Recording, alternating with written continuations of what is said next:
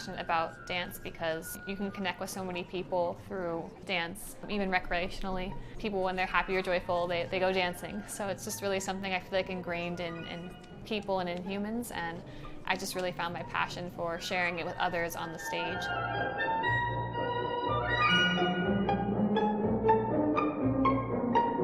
My name is Abrom. I'm currently working at the Novosibirsk State Opera and Ballet Theater in Novosibirsk, Russia.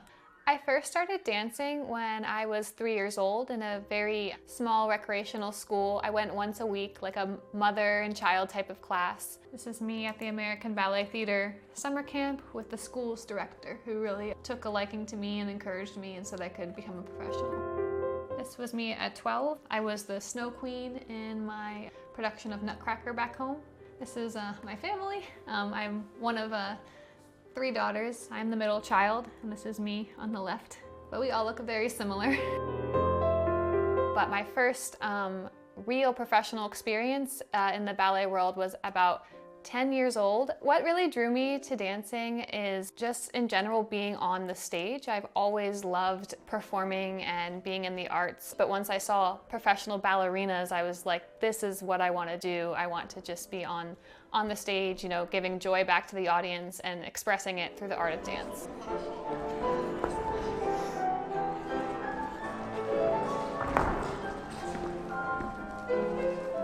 Going to ballet school in New York was really exciting for me. I really enjoyed being in a city and in a place where there was a lot of other artists and other people that were passionately pursuing their dreams.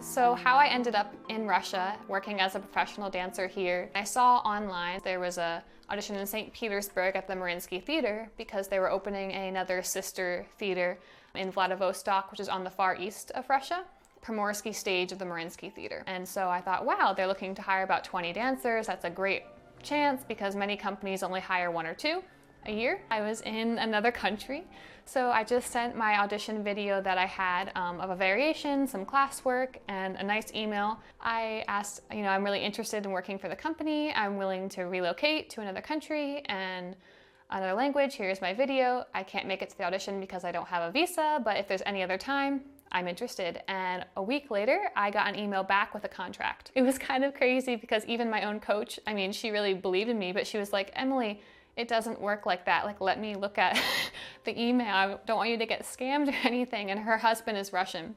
So he was able to, you know, double check and ask, and it was a full contract. And so because of that amazing, you know, kind of luck and timing, I was invited just to come straight to Russia.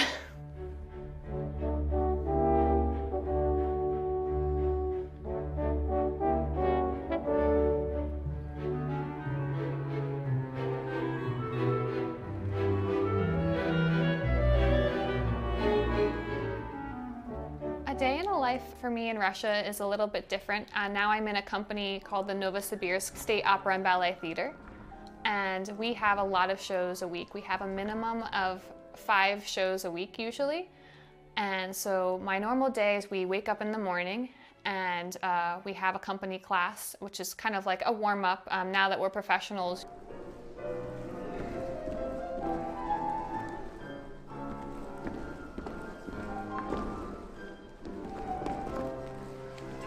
And then we have rehearsals till about 2 p.m. from 11 to 2.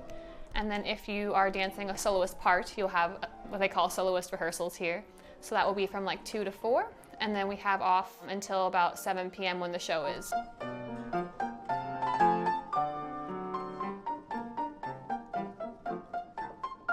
So if I'm just dancing in the Corps de Ballet that night, I will get off a little earlier, can come home, have some lunch at 2:30.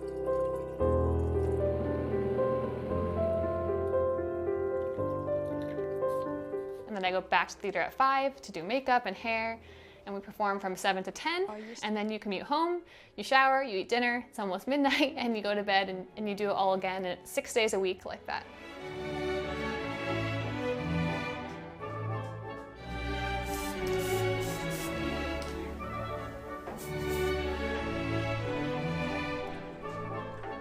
I think it's pretty much the same every dancer when they get ready for a show.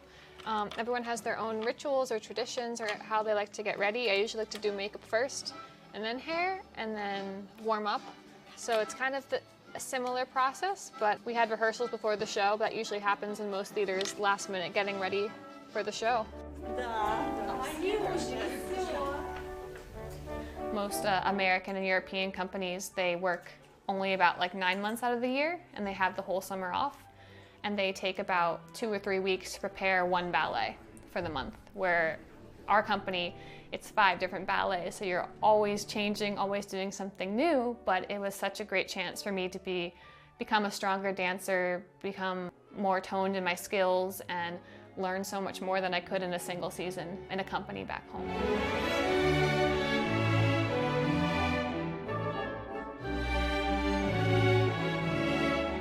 So the shoes start out like this, and every ballerina has to prepare their own shoes. So you have to sew on elastic and ribbons, and it's a very personal thing that every dancer does differently. Some people like to darn, it's called, darn the top of the shoes, which gives you some more support on the platform. And then these are an older pair of shoes, as you can see, but I have the ribbon and the elastic on here all ready to go, and it's kind of a dancer saying when your shoes die, it means the glue or the wood has broken down and they're no longer supportive enough for your foot to stand on. So if they're too old, we call the shoes dead. They're dead shoes.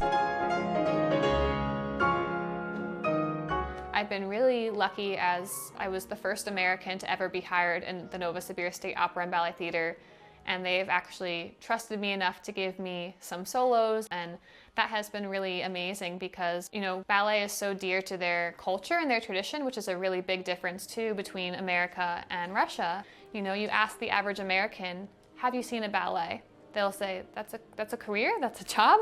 Where in Russia, everyone from, you know, you ask someone who works in the grocery store to a taxi driver, and they have their favorite ballerinas, and they go with their kids to see the shows every year. So it's just a different culture, appreciation and love for the arts, which for me has been so amazing to be in a place that appreciates what you do and really looks up to the ballerinas, and they know, wow, it's a really hard job. So that has been such a warm feeling, and to be the first American in the Novosibirsk State Opera and Ballet Theater, I felt also a little bit of pressure because I felt like I was representing Americans and our work ethic and, you know, stereotypes, and so it was amazing to be accepted by the Russian dancers.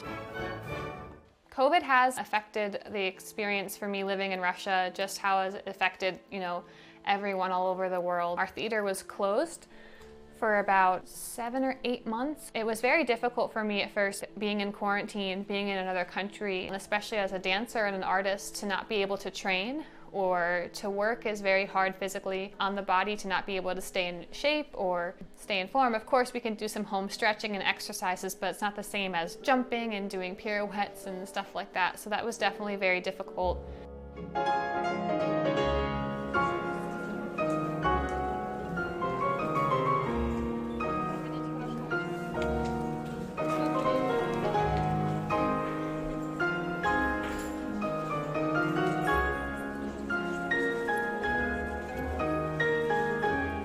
I've always loved the stage. It's such an amazing experience because you almost get a chance to escape your own reality and be another character, but at the same time you're drawing so much of yourself. You're leaving your heart, your emotions, and your soul onto the stage and sharing with the audience. So if you have a very happy dance, you pull from your own memories and your own experiences and you give that to the audience.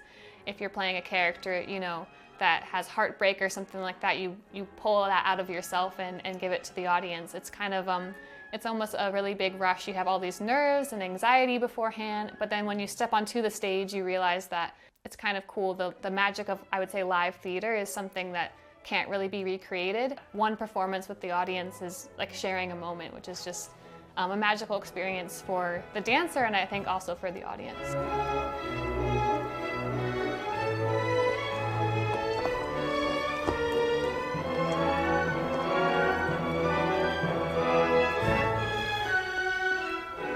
My passion for dance is it's really been one of the things that I've always loved that has really been there for me. Growing up, it was a way I could express myself if I couldn't fully express myself in words. I was able to really show how I was feeling.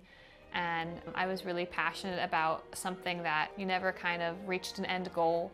There wasn't like a finish line or a medal. There was never perfection. You could always continue to improve or grow or find something new in a character.